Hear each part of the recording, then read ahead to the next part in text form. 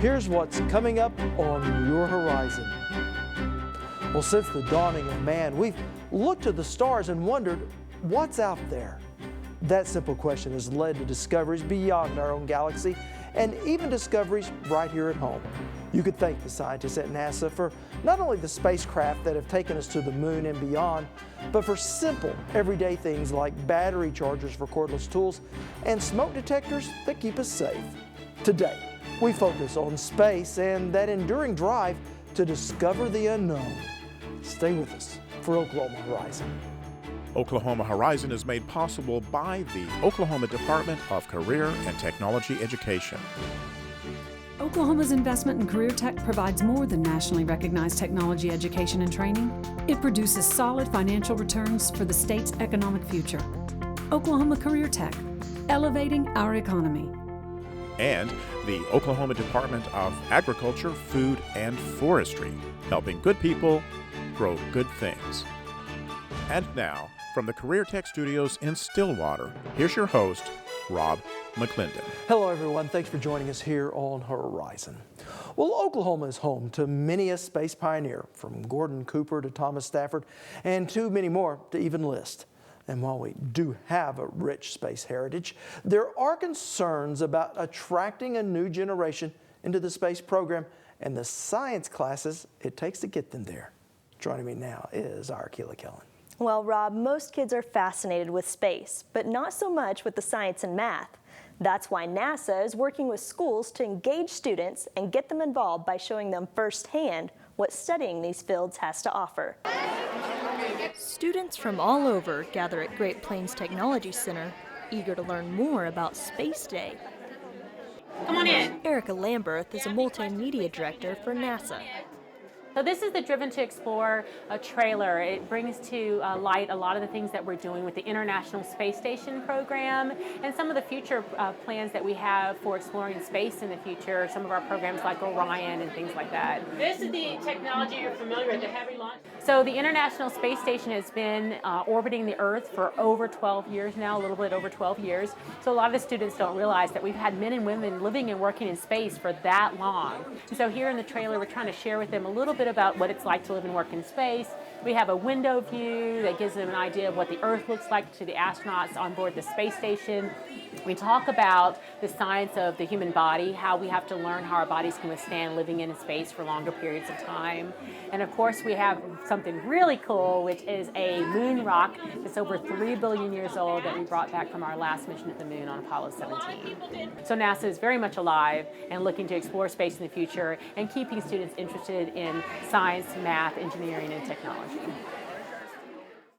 Astronaut Mike Foreman travels the country encouraging students as young as grade school to take an interest in STEM. As an astronaut, it's easy to promote STEM because I go around the country, I talk to students and I say, I'm an engineer and I'm an astronaut. Now, don't you want to be an engineer? And a lot of students they perk up and they say, wow, maybe engineering would be a cool career because here's a guy that has a pretty neat job, he's an engineer. And I think a lot of people consider that as a career field because they've heard me talk about being an engineer and what I get to do. An informative and fun way of giving students an idea of what an engineering career has to offer. Well, in this country, we're losing our technology edge, I think, to other countries around the world because we don't have as many students as we once did studying science, technology, engineering, and math. And we just need to keep promoting that to students so that we can gain that edge back and be a leader in the world in technology and engineering. So that's the reason we go around. And selfishly from NASA, we're worried about replacing our aging engineers and scientists, and we want to make sure that we have a good population of students to choose from when we're hiring new people to replace old guys like me. That's why astronaut Foreman, along with Lieutenant General Bruce Litchfield, took part in a panel to discuss the future of STEM education. Well, if I look at what our nation's done over the last 100 years in terms of how technology has grown, and look to the next 10 to 20 years, I think we're going to double what we've done in the last 100 years. And so we got to make sure that our folks that are coming up through the school systems and are going to be part of that technological revolution have the right training, have the right skill sets to make us able to compete not only locally, but internationally in terms of being the most productive nation on this planet. What this does is start planting the seeds young and early so that the folks aren't afraid of what technology is out there and can be part of it, not a spectator in what the growth is going to be over the next 10 to 20 years. Really, we've seen change, and we've seen it very rapidly. Congressman Tom Cole says our nation is headed in the right direction, but we need to do more to stay a world leader in technology. Whoever masters science and math is going to master the future. It really is that simple and that profound at the same time. And we know that, frankly, we've not been achieving as a country at the same level historically that we used to. This is the kind of program that has begun to turn those things around pretty dramatically and shown quick results. And it's really encouraging to see how receptive students and educators have been and how they've put the tools that have been given to them by corporate sponsors to really exceptional use. And if we can do that here, we can do that at a lot of other schools across the state and across the country. Working to pave the way to a smarter future.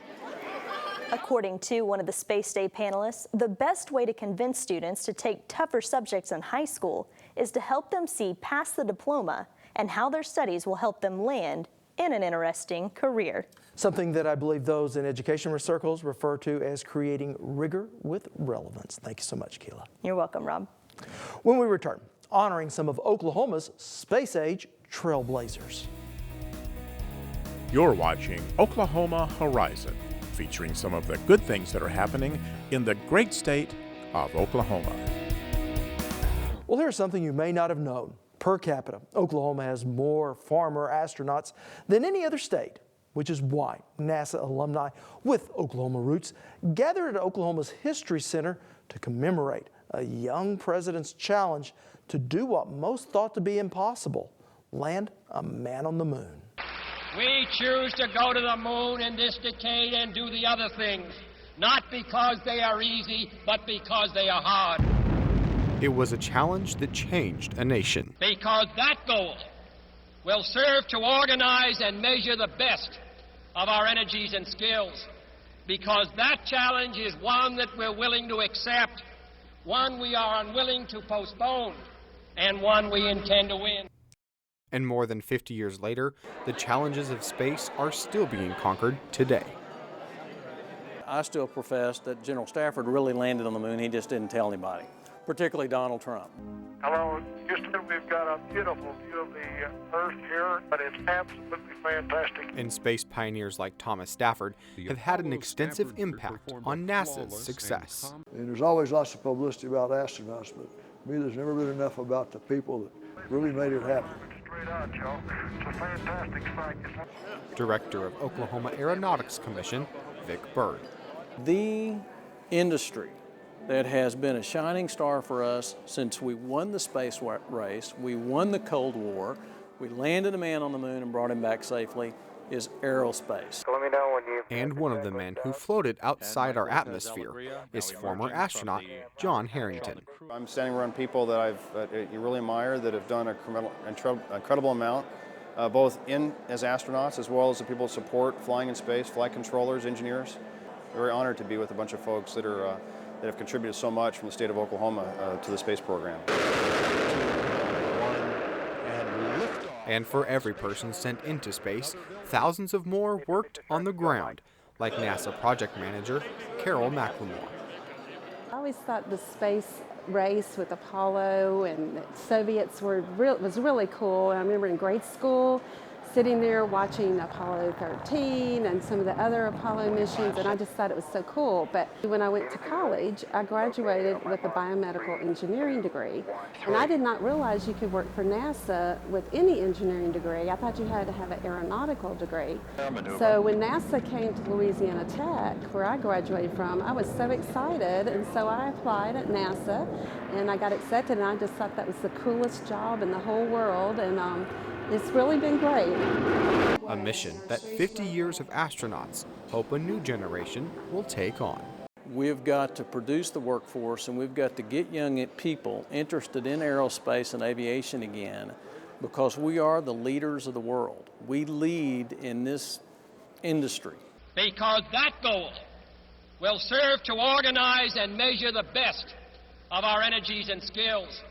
Because that challenge is one that we're willing to accept, one we are unwilling to postpone, and one we intend to win. Well, the response to Kennedy's bold challenge more than a half a century ago led to America's unchallenged leadership in space. Yet today, a new challenge has emerged to our country's future space exploration. And we'll tell you what it is when we return.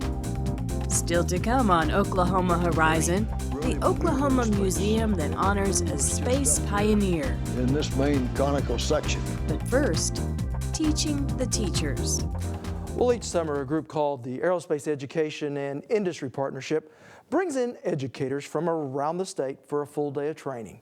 As our Lisa Hines explains, educating the educators is the first step in helping fill the aerospace jobs of tomorrow. In the United States, we're only graduating 110,000 engineers a year, which sounds like a lot, but not when you compare it with other countries.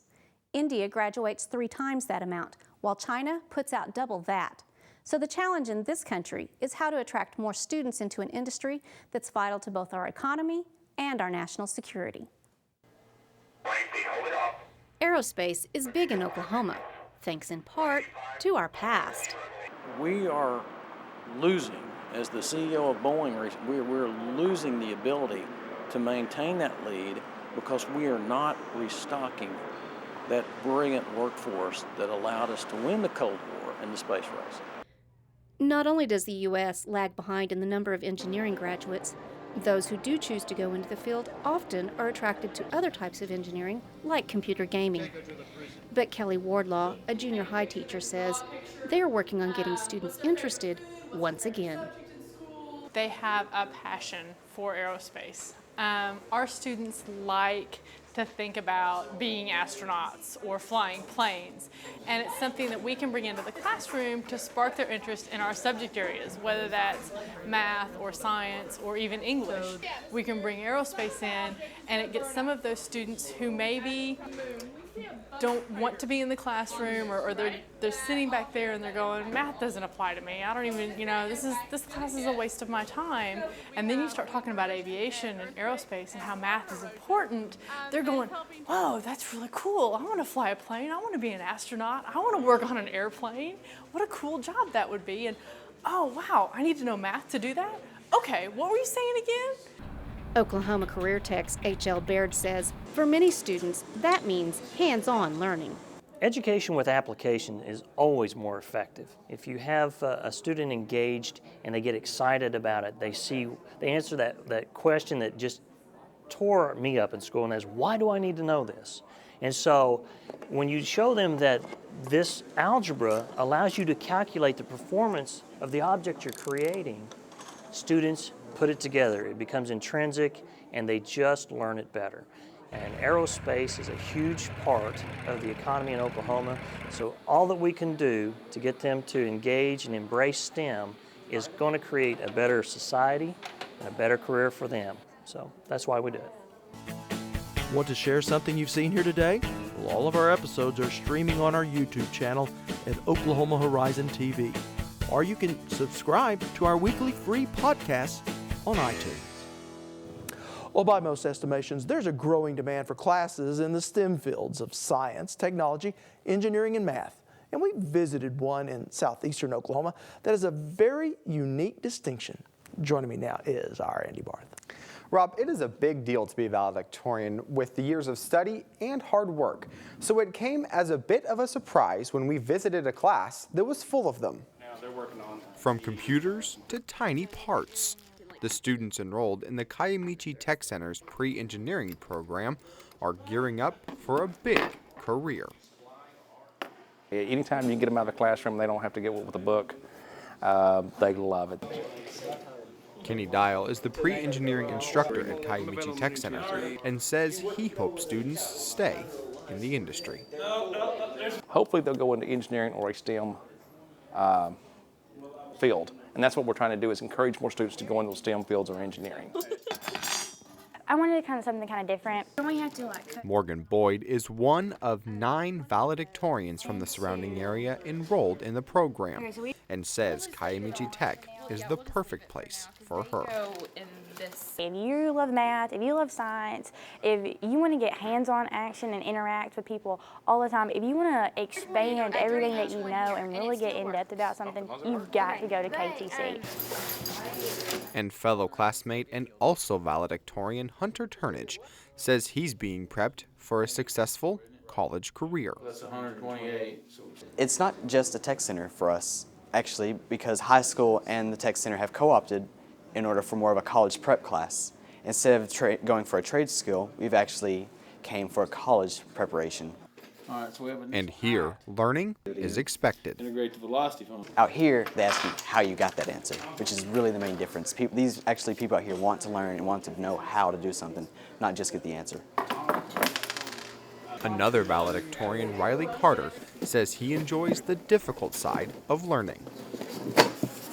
I really liked the challenge of it because it's a lot more fun than the other stuff, and I didn't really have anything else to do. I really want to be an engineer, so it's a lot more challenging, and it really helps prepare me for my classes that I'm going to be taking in college. The engineering program at Kiamichi Tech is made possible by the Choctaw Nation, and Ken English, who is the Choctaw's Senior Director for Career Development, says he's looking forward to students returning home. We hopefully that by growing some of these from, within our rural counties, that many of these will want to come back, and work in these areas. A big career with big payoffs. These are great careers that they can go into. These are really high demand areas. Engineering is not something that gets outsourced. I mean, it's something that's always in demand. So these are some very, very good jobs at very good starting salaries. Usually quite a bit of scholarship money available for students that want to go into this too. And Dial says these top students make him a better teacher. Only 4 of those. They're all self-motivated. It really makes you want to come to work and really keeps you energized when you have to come here and you have to stay ahead of these students, because they actually do their homework. They're wanting to learn, and they really motivate you to become a better teacher. Does it say? Succeeding in school to dominate in the real world. Now, this isn't the first time Kiamichi Tech Center has had a number of top students. Last year, 4 of the engineering students were valedictorians of their high school. So why is this one particular program attracting all these high school valedictorians from that area? Rob, the math classes that are offered at Kiamichi Tech Center offer both advanced trig and calculus.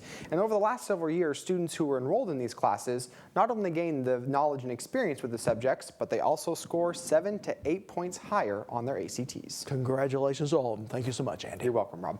Now, earlier, I was able to sit down with the individual who oversees STEM education for the Oklahoma Department of Career Tech, Becky Foster. So, Becky, how broad is the STEM field here in Oklahoma? Oklahoma, the STEM field, science, technology, engineering, and math, includes a wide range of jobs, a wide range of academic studies. If you take a look at Oklahoma Department of Commerce's ecosystems, STEM is across all of those ecosystems. So I would say STEM is broad. It includes engineering fields, it includes computer science fields, biomedical fields, health fields, technology fields. So there's a wide range of STEM opportunities for our Oklahoma students. Now, we just saw 2 different tech centers working in the STEM fields, and specifically about the valedictorians in that one class. How does the work that they're doing while they're still in high school, how does it help them as they can try to continue their education?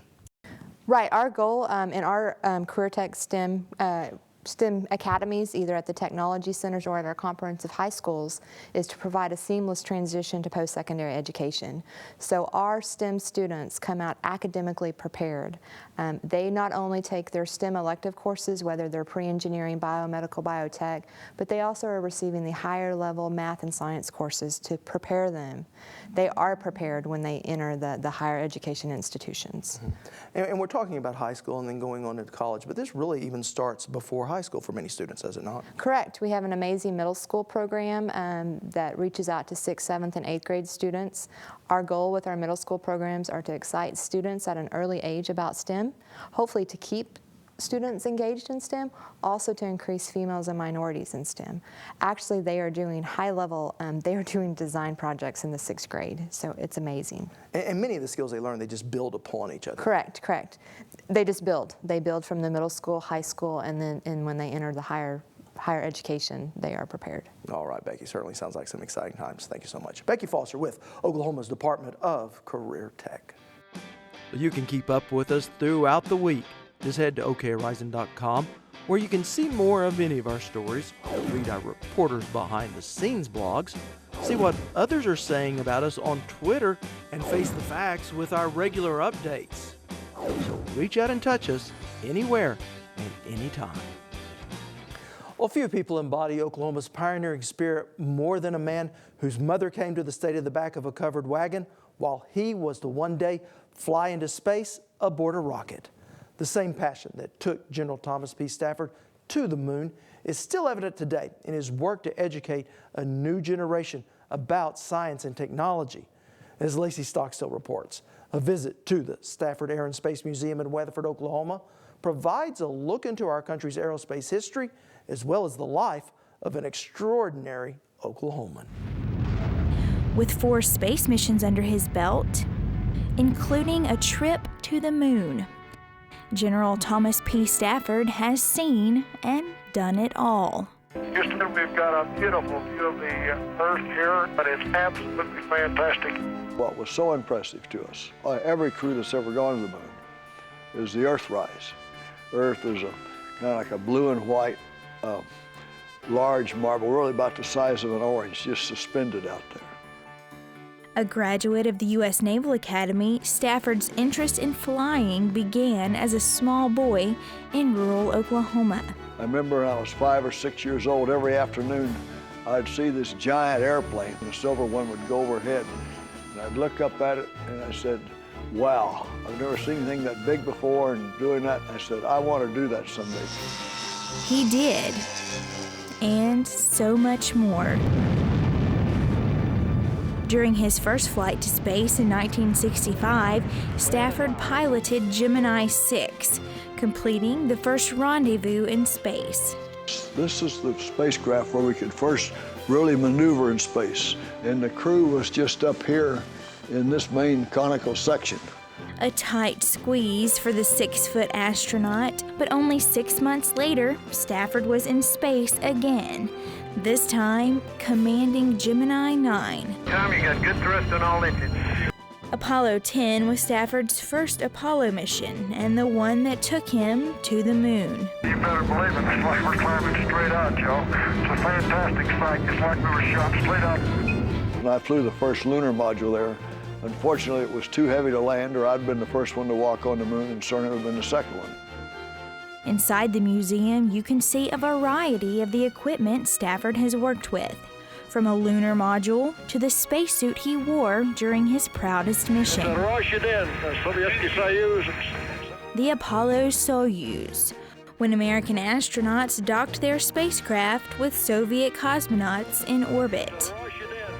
A mission that gave Stafford an appreciation for the Russian people and a lifelong friend, Cosmonaut Commander Alexei Leonov. So Alexei is just like a brother to me, and my wife Linda and I have spent time at his dacha, in the countryside there in Russia, in his home, and he's been to all 3 of our homes. And forging a friendship that's even grown Stafford's family. Linda and I have 2 new Russian boys, sons we adopted, and I never knew, here we were at the height of the Cold War, I was on one side, Alexei on the other, that this relationship 30 years later would give us 2 new sons.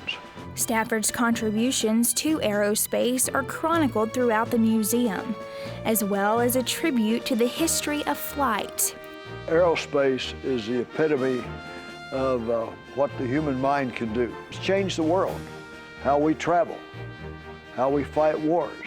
And while almost everything inside the museum is something Stafford has flown or worn, the museum is bigger than just his legacy. This museum is not about Tom Stafford at all. It never was supposed to be about him. It's not. It's about how it motivates the younger people to get excited about academics and what they can do. And Stafford's goal for students visiting the museum is a simple one. Excel in school and be excited about school. An excitement that carried General Tom Stafford around the world and even to the moon. In a state no stranger to natural disasters, the past month has been exceptionally difficult. Next time on Oklahoma Horizon, picking up the pieces from spring storms. And in just a matter of less than a minute, you've got a lot of history and a lot of blood, sweat, and tears that's just basically wiped out. Weather, work, and rebuilding on Oklahoma Show for the Heartland, Oklahoma Horizon. Well, we are out of time. I'm Rob McClendon. Thanks for watching. See you back here next week. Horizon is made possible by the Oklahoma Department of Career and Technology Education and the Oklahoma Department of Agriculture, Food, and Forestry, helping good people grow good things. Thank you for watching Oklahoma Horizon.